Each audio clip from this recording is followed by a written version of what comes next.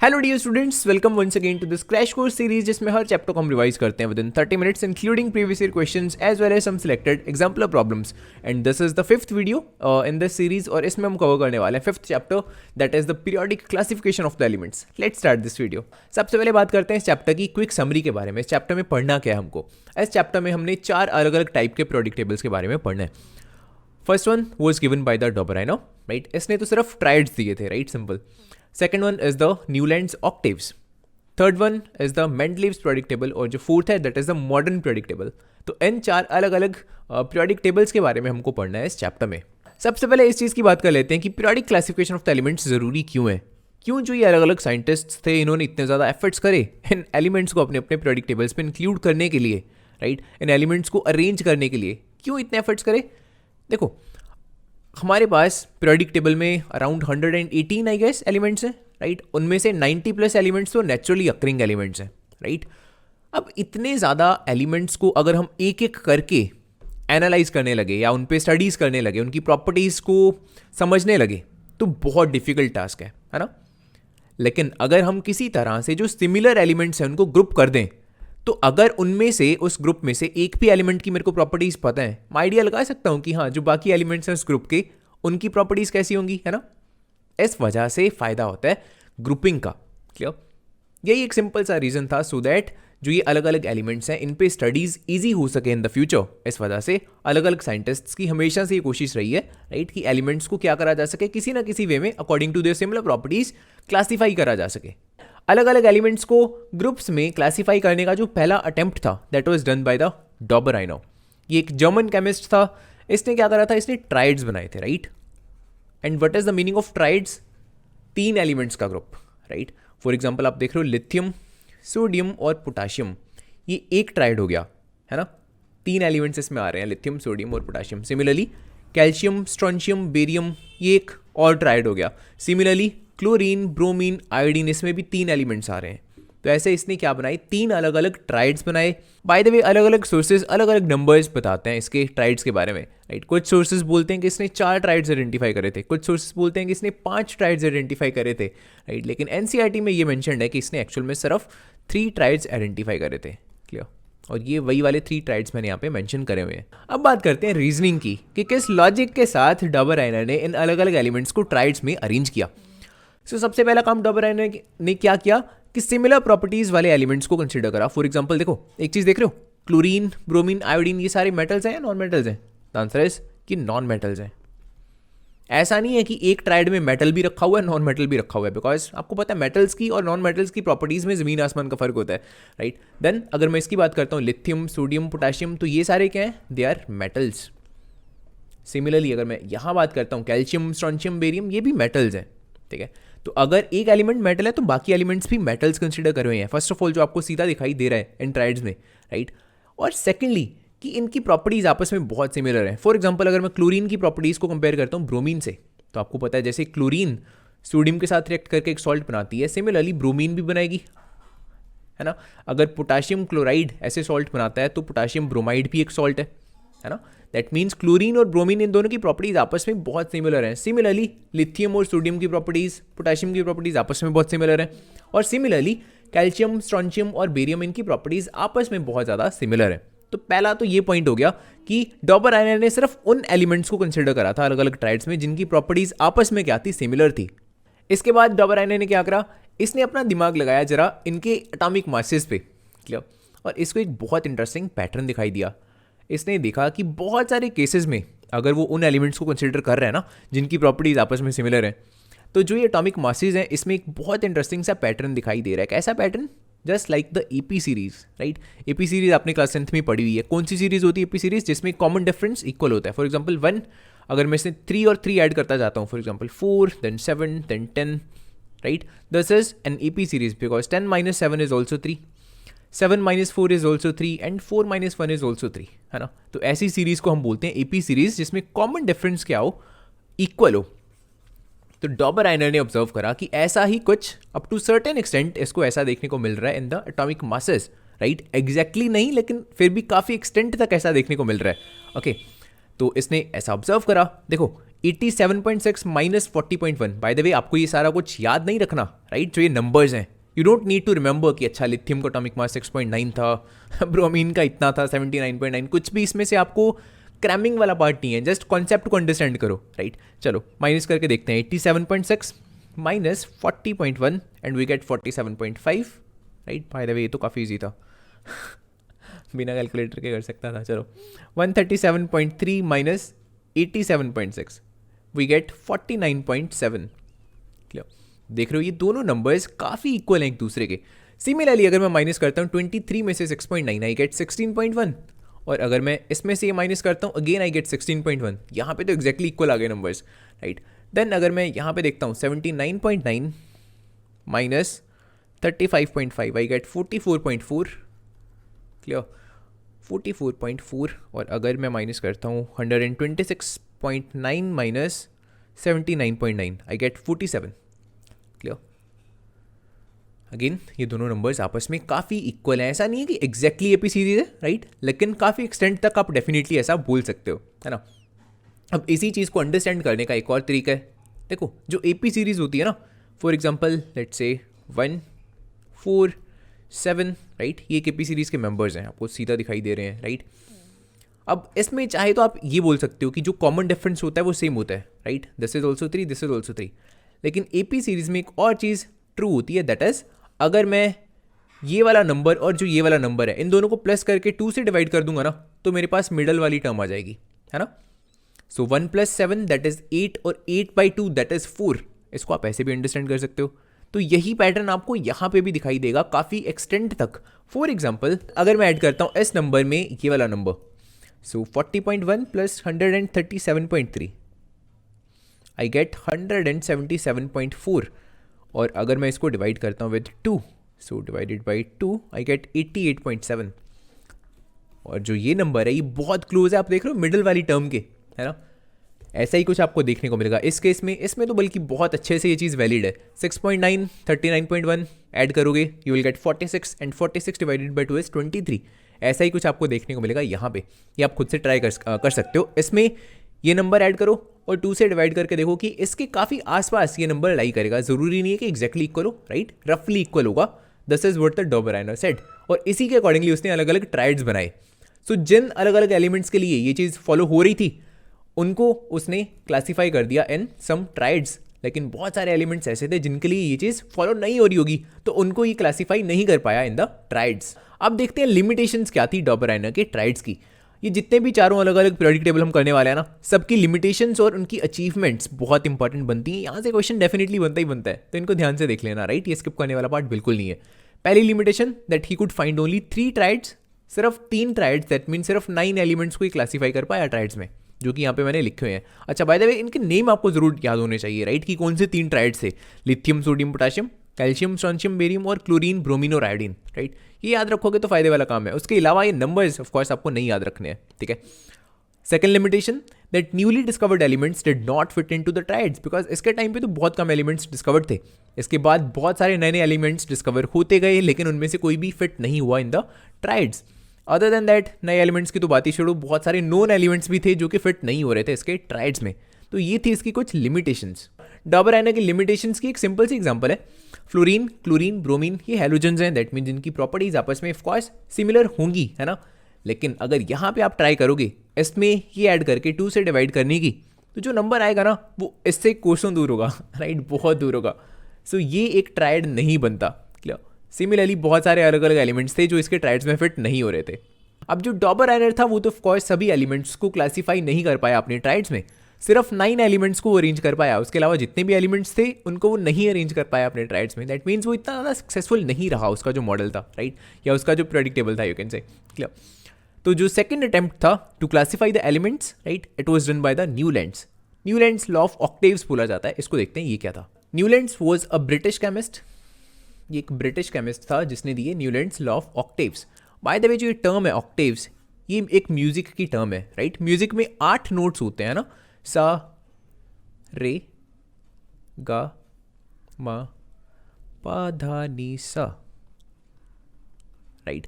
So these are the 8 notes of the music. लेकिन आप एक चीज़ यहाँ पे इंटरेस्टिंग देख रहे हो कि अगर हम सा से स्टार्ट कर रहे हैं तो एंडिंग भी ऑफकोर्स सा से ही हो रही है ना, सा रे गामा पा धा नी सा, ठीक है। तो वैसा ही कुछ न्यूलैंड्स ने बोला कि हमको देखने को मिलता है in the elements. Clear? Newlands said कि अगर मैं एलिमेंट्स को भी ऐसे अरेंज करता हूँ ना, 7 एलिमेंट्स को एक सीरीज में रखता हूँ और 8वें एलिमेंट को पहले के नीचे रखता हूँ, तो उनकी प्रॉपर्टीज़ जो एक दूसरे के ऊपर नीचे एलिमेंट्स आ रहे हैं आपस में उनकी बहुत सिमिलर प्रॉपर्टीज़ होती हैं। For example hydrogen, fluorine, chlorine, इनकी प्रॉपर्टीज़ आपस में बहुत सिमिलर होंगी। This is what he said, right. Similarly beryllium, magnesium, calcium, इनकी प्रॉपर्टीज़ आपस में बहुत सिमिलर होंगी, राइट। सिमिलरली कार्बन और सिलिकॉन, इनकी प्रॉपर्टीज़ आपस में सिमिलर होंगी। नाइट्रोजन और फॉस्फोरस, इनकी प्रॉपर्टीज़ आपस में सिमिलर होंगी। सो ये न्यूलैंड्स का मानना था कि अगर मैं ऐसे करूंगा तो सभी एलिमेंट्स प्रॉपर्ली अरेंज हो जाएंगे in the Newlands law of octaves, और एक दूसरे के जो ऊपर लाई कर रहे हैं एलिमेंट्स, राइट, उनकी प्रॉपर्टीज आपस में बहुत सिमिलर होंगी, जैसा कि हमको म्यूजिक में देखने को मिलता है। अगर मैं पहले नोट से स्टार्ट करता हूं तो जो 8वां नोट होता है वो पहले नोट के काफी सिमिलर होता है, जस्ट डिफरेंस होता है थोड़ा बहुत पिच का, लेकिन बेसिकली वो नोट एक्जैक्टली सेम होता है ना। न्यूलैंड्स का एक्चुअल में बहुत ज्यादा मजाक उड़ाया गया था, इसको बहुत ज्यादा वैल्यू नहीं मिली बहुत लंबे टाइम तक, राइट। लोगों ने इतना मजाक उड़ाया इसके कॉन्सेप्ट का कि यार तूने क्या सोचा कि मैं म्यूजिकल नोट्स के अकॉर्डिंगली अरेंज करके देखता हूँ एलिमेंट्स को, राइट। लोगों ने इसको सार्केस्टिक वे में ये तक बोला कि अगर तू अल्फाबेटिकली ट्राई करता है एलिमेंट्स को अरेंज करने की, हो सकता है तेरे को इससे बेटर रिजल्ट्स मिलते। न्यूलैंड्स ने अपनी तरफ से तो बहुत कोशिशें करी थी कि अलग अलग एलिमेंट्स को मैं इंक्लूड कर सकूँ इस प्रेडिक्टेबल में। इनफैक्ट कुछ केसेस में आप देखोगे उसने दो एलिमेंट्स को सेम स्लॉट में भी रखा हुआ है, बिकॉज उसको इतना पता था कि हाँ इनकी प्रॉपर्टीज आपस में सिमिलर होती हैं इस वजह से, राइट। सिमिलरली यहाँ पे आप देख सकते हो, राइट, सीरियम, लेंथेनम एंड यहाँ पे कोबाल्ट एंड निकल, दो एलिमेंट्स को उसने सेम स्लॉट में रखा हुआ है सो दैट सेम या फिर सिमिलर प्रॉपर्टीज वाले एलिमेंट्स को सेम स्लॉट में रखा जा सके, राइट। अदरवाइज कोबाल्ट और निकल को अगर अलग अलग स्लॉट्स में रखता तो क्या होता, सिमिलर प्रॉपर्टीज वाले एलिमेंट्स एक दूसरे से दूर हो जाते, है ना। इस वजह से उसने दो एलिमेंट्स को सेम स्लॉट में रखा, सेम यहाँ पे। लेकिन बहुत लिमिटेशंस थी इसके एस पीरियोडिक टेबल में, राइट। जो इसका ये लॉ है ना, Newlands law of octaves, that means her 8th element की प्रॉपर्टीज पहले एलिमेंट के जैसी होंगी, ये सिर्फ कैल्शियम तक वैलिड था, उसके बाद इसका लॉ वैलिड नहीं था। दैट मीन्स अगर मैं किसी एलिमेंट से स्टार्ट करता हूँ काउंटिंग करना, फॉर एग्जाम्पल सिलिकॉन, तो 8th एलिमेंट कौन बनेगा, ऑफकोर्स उसके नीचे वाला टाइटेनियम, राइट। लेकिन सिलिकॉन और टाइटेनियम, क्या इन दोनों की प्रॉपर्टीज आपस में सिमिलर हैं? द आंसर इज नो, बिल्कुल नहीं, right. Titanium as a metal, silicon as a semi metal या फिर मेटलॉइड, राइट। तो आप क्लियरली देख पा रहे हो इनकी प्रॉपर्टीज में जमीन आसमान का फर्क होगा, राइट। सिमिलरली बाद में भी किसी भी एलिमेंट से आप स्टार्ट कर लो काउंटिंग करना, जिंक से करोगे तो आप कहाँ पे पहुंचोगे, स्ट्रॉन्शियम में, और इनकी प्रॉपर्टीज भी आपस में कोई बहुत ज़्यादा सिमिलर नहीं है। सो कैल्शियम के बाद इसका लॉ वैलिड नहीं रहता है। अब डिस्कस करते हैं न्यूलैंड्स लॉ ऑफ ऑक्टेव्स की अचीवमेंट्स और इसकी लिमिटेशंस। पहला, it indicated some periodicity of the properties of the elements. At least calcium तक तो इसने ये शो करा ना कि एलिमेंट्स में कुछ ना कुछ पीरियोडिसिटी चल रही है, ठीक है। Other than that, it was first law to explain the periodicity of a lot of elements on the basis of atomic number. इसने एटॉमिक नंबर के बेसिस पे हमको एक्सप्लेन करा कि हाँ एलिमेंट्स में कुछ ना कुछ पीरियोडिसिटी जरूर चल रही है, ठीक है। लेकिन लिमिटेशंस बहुत सारी थी इसकी। For example, law of octaves was applicable only up to the calcium, सिर्फ कैल्शियम तक वैलिड था इसका लॉ, उसके बाद वैलिड नहीं था। Then he had assumed only 56 elements existed in the nature. ऐसा ये क्यों मानता था? बिकॉज इसके टाइम पे एक्चुअल में सिर्फ 56 एलिमेंट्स की डिस्कवरी हुई थी, तो इसने ये कंसिडर करा हुआ था, इसका मानना था कि फ्यूचर में भी सिर्फ इतने ही एलिमेंट्स रहेंगे और डिस्कवर नहीं होंगे। लेकिन एज एडवांसमेंट्स होती गई, नए नए एलिमेंट्स डिस्कवर होते गए, उनको हम अरेंज नहीं कर पाए इसके ऑक्टेव्स में, क्लियर। तो it was a limitation. Other than that he had adjusted 2 elements in the same slot as well. तो आप देख रहे हो कुछ केसेस में उसने दो एलिमेंट्स को क्लब टुगेदर करा हुआ था। So this was one of the limitations कि ऐसा क्यों करा हुआ है, काफ़ी वियर्ड सी थिंग है। And some elements having similar properties were placed far away from each other. For example, अगर मैं बात करता हूँ कोबाल्ट और निकल को कंपेयर करता हूँ आयरन से, तो आयरन की प्रॉपर्टीज ना कोबाल्ट से और आयरन की प्रॉपर्टीज निकल से बहुत सिमिलर होती हैं, लेकिन आप देख रहे हो कितने दूर दूर हैं एक दूसरे से, ठीक है। तो ये भी इसकी एक लिमिटेशन थी। डॉबरैना और न्यूलैंड्स के बाद थर्ड पर्सन जिसका पीरियोडिक टेबल हम पढ़ने वाले हैं, दैट इज द मेंडलीव, और इसकी ह्यूज कॉन्ट्रीब्यूशंस की वजह से he is called father of periodic table. Clear. अब देखते हैं कि जो मेंडलीव था इसका पीरियोडिक टेबल कैसा दिखता था और इसके फीचर्स क्या थे। सो this is how the Mendeleev's periodic table looks like. जल्दी से रिवाइज करते हैं इसके इंपॉर्टेंट फीचर्स को, starting with the number of groups and the periods. Total कितने ग्रुप्स थे इसमें? 8 number of groups, and total कितने पीरियड्स थे? 6 नंबर ऑफ पीरियड्स। ग्रुप्स कौन से होते हैं? जो वर्टिकल कॉलम्स हैं आपके। सो this is first group, second group, right, this is the third group and so on, ये आपका आठवां आखिरी ग्रुप है. एंड सिमिलरली पीरियड्स कौन से होते हैं जो हॉरिजॉन्टल रोज हैं. सो this is the first period, this is the second period, this is the third period and so on, ये आपका सिक्स्थ एंड लास्ट पीरियड है मेंडलीव के पीरियोडिक टेबल में.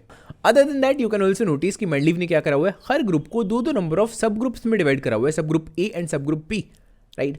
सिर्फ आखिरी ग्रुप को छोड़ के हर ग्रुप को उसने क्या करा हुआ है, दो दो नंबर ऑफ सब ग्रुप्स में डिवाइड करा हुआ है. This is the sixth group, so 6A and 6B. This is seventh group, so 7A and 7B.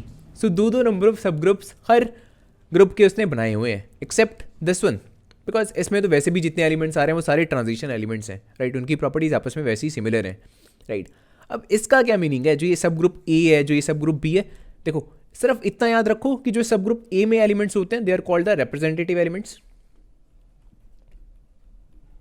They are the representative elements. And जो सब ग्रुप बी में एलिमेंट्स आते हैं they are called the transition elements, transition, या ठीक है.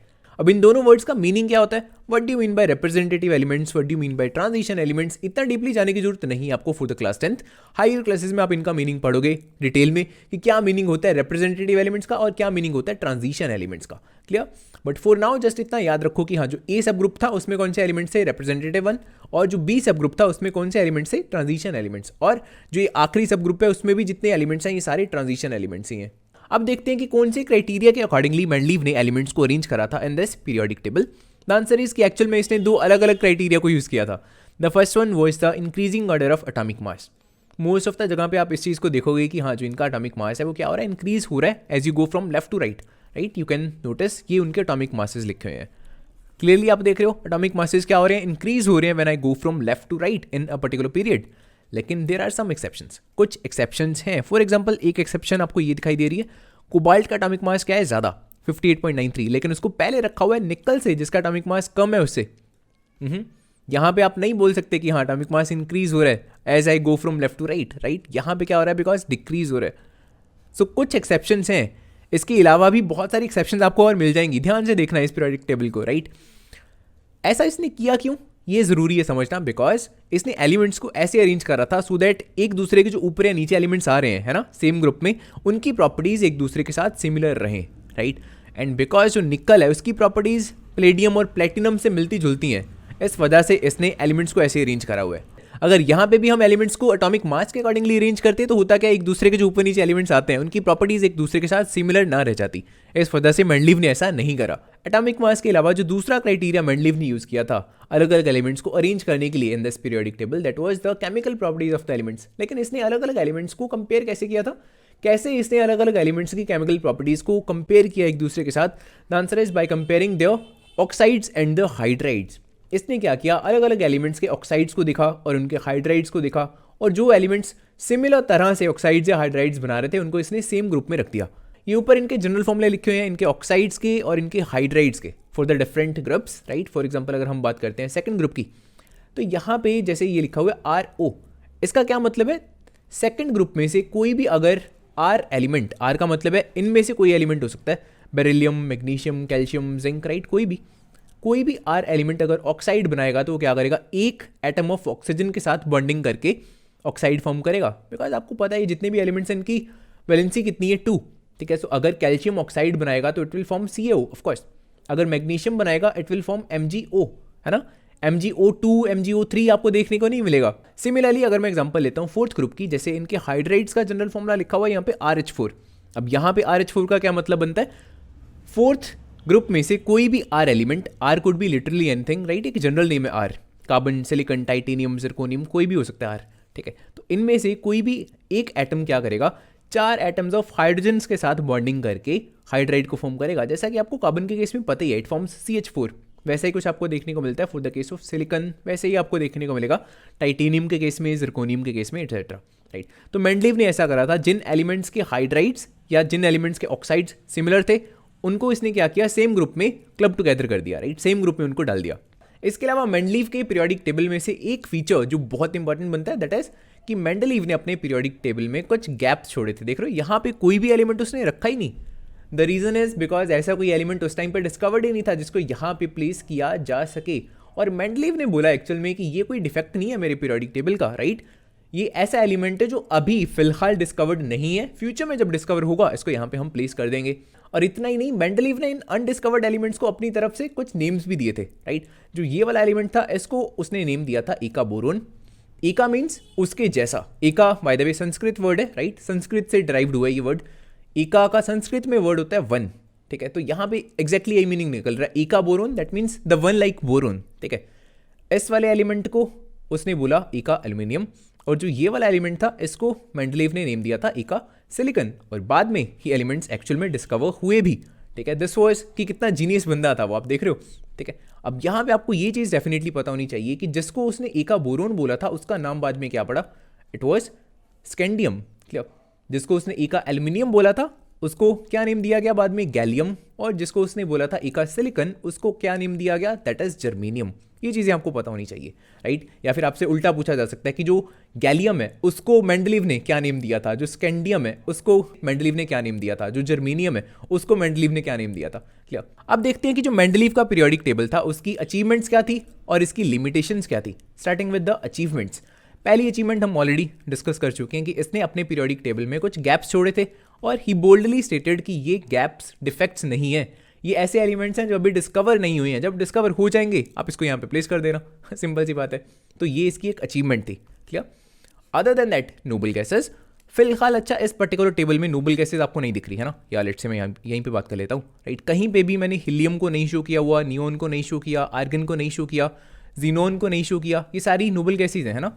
इस particular table में कहीं पे भी आपको ये गैसेज नहीं दिखेंगी। द रीजन इज कि इस टाइम पे डिस्कवर्ड ही नहीं थी ये।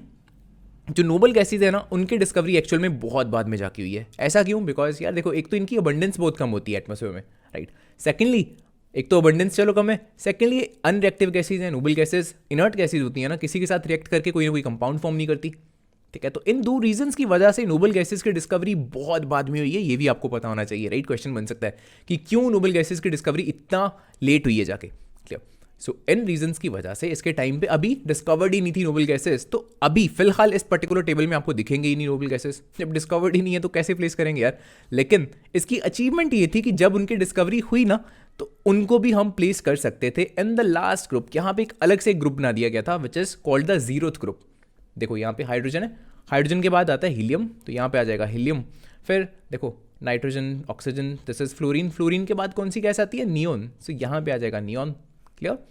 तो इस तरह से जितनी भी नोबल गैसेज हैं वो यहाँ पे आ जाएंगी in the last group, zeroth group. अब देखते हैं लिमिटेशंस क्या थी मेंडलीव के पीरियोडिक टेबल की। स्टार्टिंग विद द हाइड्रोजन, जो हाइड्रोजन है ना उसको कोई पर्टिकुलर फिक्स्ड पोजीशन हम दे ही नहीं सकते मेंडलीव के पीरियोडिक टेबल में। ऐसा क्यों है, अगर मैं देखता हूँ वैलेंसी के अकॉर्डिंगली तो हमको लगेगा कि हाइड्रोजन को ना प्लेस करना चाहिए एल्कली मेटल्स के ऊपर, जहाँ पे फिलहाल मैंने शो करा हुआ है, right. So hydrogen, lithium, sodium, potassium, ये सारे एल्कली मेटल्स होते हैं ना, लिथियम, सोडियम, पोटाशियम, ये पता होगा, क्लियर। तो वैलेंसी के अकॉर्डिंगली हमको लगता है कि हाँ यार ठीक है, बिकॉज इन सबकी वैलेंसी 1 है, तो हमको लगता है कि हाइड्रोजन को इनके ऊपर रखा जाना चाहिए, इसमें कुछ भी गलत नहीं है। लेकिन कुछ प्रॉपर्टीज़ ऐसी हैं हाइड्रोजन की जो इसकी मिलती जुलती हैं हैलोजन से। फॉर एग्जाम्पल, जैसे हाइड्रोजन आपको पता है डायटॉमिक मॉलिक्यूल के जैसे एग्जिस्ट करता है इन द एटमॉस्फेयर, वैसा ही कुछ लेकिन क्लोरीन गैस भी एग्जिस्ट करती है as a diatomic molecule. Diatomic का मतलब समझ रहे हो ना, 2 क्लोरीन के एटम्स एक दूसरे के साथ जुड़े हुए हैं, ठीक है, एक मॉलिक्यूल बनाने के लिए। सिमिलरली फ्लोरीन के केस में 2 फ्लोरीन के एटम्स एक दूसरे के साथ जुड़े होते हैं ऐसे। तो इसके अकॉर्डिंगली हमको लगता है कि यार नहीं, हाइड्रोजन को तो यहाँ पे प्लेस करा जाना चाहिए, ठीक है। तो हम कोई फिक्स्ड पोजीशन दे ही नहीं सकते कि एग्जैक्टली इसको यहाँ रखना ज़्यादा बेटर है या इसको यहाँ रखना ज़्यादा बेटर है। So this is one of the limitations of the Mendeleev's periodic table. दूसरी लिमिटेशन इसकी क्या थी, using this periodic table we can not predict the number of elements which exist between any 2 elements. For example, अगर मैं आपको बोलता हूँ कि सोडियम का एटॉमिक मास है 22.99, मान लो ये वैल्यू मैंने आपको दे दी। क्लोरीन का एटॉमिक मास 35.45, ये वैल्यू भी आपको मैंने गिवन दे दी, राइट। क्या इन दोनों वैल्यूज़ को यूज़ करके आप किसी तरह से ये पता लगा सकते हो कि इन दोनों के बीच में और कितने एलिमेंट्स आ रहे हैं? अगर आपको मैं ये वाला टेबल ना दिखाऊं तो कोई तरीका नहीं है ये गेस करने का कि हाँ इन दोनों के बीच में 1, 2, 3, 4, 5 और एलिमेंट्स आ रहे हैं। There is no way you can predict it, because atomic mass किसी पर्टिकुलर पैटर्न के अकॉर्डिंगली यहाँ पे चेंज नहीं हो रहा, राइट। अगर लेकिन मैं इसको कंपेयर करता हूँ मॉडर्न पीरियोडिक टेबल से, तो मॉडर्न पीरियोडिक टेबल में इस चीज़ को प्रेडिक्ट करना काफ़ी ईजी रहेगा, बिकॉज एटॉमिक नंबर वहाँ पे लीनियरली वेरी करता है, है ना। मॉडर्न पीरियोडिक टेबल में अगर मैं आपसे पूछूंगा कि एक एलिमेंट है जिसका एटॉमिक नंबर है 1 और दूसरा एलिमेंट है जिसका एटॉमिक नंबर है 10, तो उन दोनों के बीच में कितने और एलिमेंट्स आएंगे? You can easily tell me कि हाँ 2 से लेके 9 तक, सो 2 3 4 5 6 7 8 9, दैट मीन्स टोटल 8 और एलिमेंट्स आएंगे, ठीक है। तो ये इसकी एक लिमिटेशन है। मॉडर्न पीरियोडिक टेबल में ये चीज़ लिमिटेशन नहीं रह जाएगी ऑफकोर्स। तीसरी लिमिटेशन इसकी क्या थी कि there were some anomalous pairs. Anomalous pairs किनको बोला जा रहा है? ऐसे पेयर्स जिनके लिए ये increasing order of atomic mass वाला जो पैटर्न है वो वैलिड नहीं था। फॉर एग्जांपल कोबाल्ट एंड निकल, जो हमने ऑलरेडी देखा था। Here are the cobalt and nickel. Other one as tellurium and iodine. कहाँ पे है टेलुरियम एंड आयोडीन? खुद से ढूंढना इस टेबल में, ठीक है। और ऐसा नहीं है कि सिर्फ यही 2 केसेस हैं, कोबाल्ट एंड निकल, टेलुरियम एंड आयोडीन, हो सकता है कुछ और केसेस भी आपको दिख जाए यहाँ पे, ठीक है। बट जनरली 2 एग्जांपल्स बहुत हैं अगर आपने लिखनी हो एग्जाम में, क्लियर। इसी के साथ जो मेंडलीव का पीरियोडिक टेबल है वो भी खत्म होता है। अब करते हैं modern periodic table. Modern periodic table में भी देखो 2 टाइप से हम डिवाइड कर सकते हैं एलिमेंट्स को। These are the transition elements जो सेंटर में लाई कर रहे हैं, और जो इधर वाले 2 ग्रुप हैं, और जो राइट हैंड साइड की तरफ जो 6 ग्रुप्स हैं, these are called the representative elements.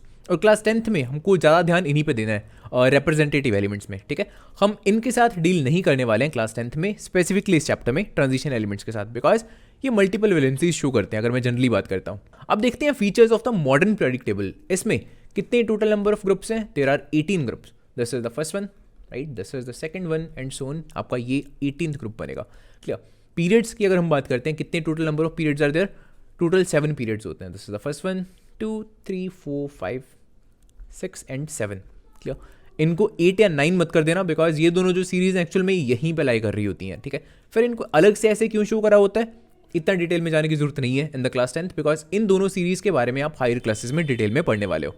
इसके अलावा जो कुछ चीज़ें जरूरी हैं आपको पता होनी, दैट इज जो पहला ग्रुप है, इसमें जो एलिमेंट्स होते हैं they are called the alkali metals. Second group में जो एलिमेंट्स होते हैं बेरिलियम को छोड़ के, they are called alkaline earth metals. जो ये 17th ग्रुप है, फ्लोरीन क्लोरीन ब्रोमीन आयोडीन वाला, they are called the halogens, right, ये हैलोजन फैमिली है। और जो 18th ग्रुप है, helium neon argon, they are called the noble gases, because ये किसी के साथ रिएक्ट नहीं करती हैं, ठीक है। अब इनके बारे में थोड़ा सा डिटेल में हम देखते हैं। एल्कली मेटल सबसे पहले, दैट मीन्स ग्रुप 1, इनकी वैलेंसी कितनी होती है? That is 1। एल्कली मेटल्स बहुत ज़्यादा रिएक्टिव होती हैं, आपको पता ही है, राइट। वाटर के साथ ही रिएक्ट करके क्या बनाती हैं? Strong alkali. For example lithium, lithium reacts with the water, बहुत ज़्यादा रिएक्टिव, बहुत ज़्यादा एक्सप्लोजिव रिएक्शन ये होगी और आपको देखने को मिलेगा लिथियम हाइड्रोक्साइड। ये एक एल्कली है और हाइड्रोजन गैस ही प्रोड्यूस हो रही है, ये आपने पढ़ा हुआ मेटल्स वाले चैप्टर में, राइट। एंड वैलेंसी बिकॉज इनकी 1 होती है, सो हर एल्कली मेटल के पास आउटर मोस्ट शेल में सिर्फ 1 इलेक्ट्रॉन प्रेजेंट होता है। जो सेकंड ग्रुप है अब एल्कलाइन अर्थ मेटल्स वाला, इनकी वैलेंसी कितनी होती है? 2। By the way second group में बेरिलियम को छोड़ के जितने भी एलिमेंट्स हैं, they are called the alkaline earth metals. Beryllium को नहीं कंसिडर करा जाता, ठीक है। ऐसा क्यों है इसको भी देखते हैं। पहले इसका मीनिंग देख लेते हैं, एल्कलाइन अर्थ मेटल्स इसको क्यों बोला जा रहा है। अर्थ टर्म यहाँ पे इसलिए यूज़ करी गई है बिकॉज जनरली जो ये मेटल्स है ना, मैग्नीशियम, कैल्शियम, स्ट्रॉन्शियम, इनके जो ऑक्साइड्स होते हैं they are commonly found in the earth crust. इस वजह से ये अर्थ टर्म यहाँ पे यूज़ करी गई है। और एल्कलाइन क्यों? बिकॉज जो इनके ऑक्साइड्स हैं, मैग्नीशियम ऑक्साइड, कैल्शियम ऑक्साइड, या इवन इनके हाइड्रोक्साइड, जो मैग्नीशियम हाइड्रोक्साइड हो गया, कैल्शियम हाइड्रोक्साइड हो गया, इनका नेचर कैसा होता है? एल्कलाइन होता है। इस वजह से इनको एल्कलाइन अर्थ मेटल्स बोला जाता है। बेरिलियम को क्यों नहीं बोला जा रहा? बिकॉज बेरिलियम के जो ऑक्साइड्स होते हैं वो ज़रूरी नहीं है कि वो एल्कलाइंस ही होंगे, वो एम्फोटेरिक नेचर शो करते हैं। और एम्फोटेरिक का मीनिंग आपने पढ़ा हुआ है मेटल्स एंड नॉन मेटल्स वाले चैप्टर में। अब देखते हैं इस चैप्टर का आखिरी topic, which is the trends in the modern periodic table. And bye the way trends में हमको इन ट्रांजिशन एलिमेंट्स को बिल्कुल कंसिडर करके नहीं चलना है, सिर्फ हम डील करेंगे इन रिप्रेजेंटेटिव एलिमेंट्स के साथ। सो पहला ट्रेंड है वैलेंसी। जब आप लेफ्ट से राइट की तरफ जाते हो तो जो वैलेंसी होती है वो क्या करती है? पहले तो देखो कार्बन तक इंक्रीज करती है, लेकिन उसके बाद इट स्टार्ट्स डिक्रीजिंग। आप इजीली देख सकते हो निकाल के according to their atomic number. और अगर किसी पर्टिकुलर ग्रुप में हम टॉप से बॉटम की तरफ मूव करेंगे तो जो वैलेंसी है it stays the same. For example noble gases, इनकी वैलेंसी कितनी होती है? 0, राइट। सभी नोबल गैसेस की valency 0। Similarly alkali metals valency 1, alkaline earth metals valency is 2। Next one is the atomic size. जब आप किसी पर्टिकुलर पीरियड में मूव करते हो left to right, the atomic size decreases. क्यों डिक्रीज करता है? बिकॉज उसी शेल में और इलेक्ट्रॉन्स ऐड हम करते जा रहे हैं, और जब हम ऐसा करते हैं तो क्या होता है? उन नए इलेक्ट्रॉन्स के बीच में और जो न्यूक्लियस है उसके बीच में अट्रैक्शन बहुत ज़्यादा इंक्रीज होती जाती है। इस वजह से the atomic size decreases as we go from left to right. लेकिन जब मैं टॉप टू बॉटम की तरफ मूव करता हूँ किसी भी पर्टिकुलर ग्रुप में, then the atomic size actually increases. इस बार क्यों इंक्रीज करा? बिकॉज जैसे जैसे हम डाउन द ग्रुप मूव करते हैं the number of shells increases. For example जो हाइड्रोजन है इसके केस में 1 शेल होगा, लिथियम के केस में it will have 2 shells, sodium will have 3 number of shells, similarly potassium will have 4 number of shells. Next one is the metallic and non-metallic nature. एक चीज याद रखो, जो metals होते हैं they are generally electron donors और जो non metals होते हैं they are generally electron acceptors, ठीक है। और जब हम बोलते हैं ना कि इसका मेटालिक नेचर ज़्यादा है, तो इसका सिंपल सा मतलब ये होता है कि वो ज़्यादा इलेक्ट्रॉन डोनेट करने की टेंडेंसी रखता है। अगर हम बोलते हैं कि किसी भी पर्टिकुलर एलिमेंट का नॉन मेटालिक कैरेक्टर ज़्यादा है, इट मीन्स वो इलेक्ट्रॉन्स को एक्सेप्ट करने की टेंडेंसी ज़्यादा रखता है। जब हम मूव करते हैं किसी भी पर्टिकुलर पीरियड में फ्रॉम लेफ्ट टू राइट, जो मेटालिक कैरेक्टर होता है इट डिक्रीजेस। देखो लिथियम को आप कंपेयर कर लो बेरिलियम से, लिथियम की वैलेंसी 1, बेरिलियम की वैलेंसी 2। किसके लिए ईजी इलेक्ट्रॉन्स को डोनेट करना? लिथियम के लिए, राइट। लिथियम को सिर्फ एक इलेक्ट्रॉन डोनेट करना है, वो झट से कर देगा। बेरिलियम को 2 इलेक्ट्रॉन्स डोनेट करने पड़ेंगे, थोड़ा सा डिफिकल्ट है इसके लिए। सो ज्यादा स्ट्रॉन्ग मेटालिक कैरेक्टर किसका होगा? लिथियम का। सो किसी पर्टिकुलर पीरियड में जब आप मूव करते हो फ्रॉम लेफ्ट टू राइट, जो मेटालिक कैरेक्टर है इट डिक्रीजेस। लेकिन अगर मैं डाउन द ग्रुप मूव करता हूं, जो मेटालिक कैरेक्टर है वो इंक्रीज करता है, राइट। Metallic character increases. क्यों? जो नीचे की तरफ मेटल्स है उनका मेटालिक कैरेक्टर ज्यादा क्यों है? बिकॉज उनके लिए इजी इलेक्ट्रॉन्स को डोनेट करना। देख रहे हो ना, शेल्स बढ़ते जा रहे हैं, दैट मीन्स जो आउटर मोस्ट शेल होगा वो बहुत दूर होगा न्यूक्लियस से। दैट मीन्स उसमें जो इलेक्ट्रॉन्स होंगे वो बहुत वीकली बाउंड होंगे बाय द न्यूक्लियस। इस वजह से उनके लिए आउटर मोस्ट शेल में से इलेक्ट्रॉन्स को लूज करना काफी इजी है एज कंपेयर टू जो इधर वाले छोटे एलिमेंट्स हैं। फॉर एग्जांपल लिथियम हो गया या सोडियम हो गया। This is the previous year question, last year पूछा गया। देखते हैं, ये कुछ एलिमेंट्स का डाटा गिवन है, इसके बेसिस पे क्वेश्चंस पूछे गए हैं। Which element will form only covalent compounds? The answer is E, because ये 14th ग्रुप में लाई कर रहा है। इसकी वैलेंसी कितनी होगी? 4। तो ना तो ये इलेक्ट्रॉन्स को इजिली डोनेट कर सकता है ना एक्सेप्ट कर सकता है, राइट। जैसा कि कार्बन के केस में देखने को मिलता है, right. Next one, which element is a non metal with valency 2? सबसे पहले वैलेंसी लिख लेते हैं, राइट। इनकी first group valency 1, second group is 2, ये हो गए ट्रांजिशन एलिमेंट्स, इनके साथ डील नहीं करना है। Then 3, then 4, then it starts decreasing. 3, 2, 1, 0। So non metal with valency 2 कौन सा होगा? B, right, because non metals over the right hand side present होते हैं। नेक्स्ट वन, कौन सा मेटल है with valency 2? So that is D, right. This is the metal, ये alkaline earth metal होगा। Next one, out of H, C and F किसका atomic size ज्यादा है?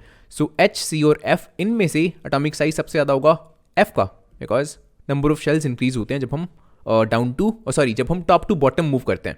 Next one, two which family H, C and F belong? ये कौन सी family है? 18th group, noble gases.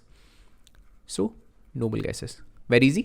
आई hope आपको ये क्रैश कोर्स वीडियो अच्छी लगी होगी। पहले 4 चैप्टर्स की क्रैश कोर्स वीडियोस मैं ऑलरेडी कवर कर चुका हूँ इस चैनल पे। अगर आपने नहीं देखी है वो videos, you can go to my channel and watch those videos as well.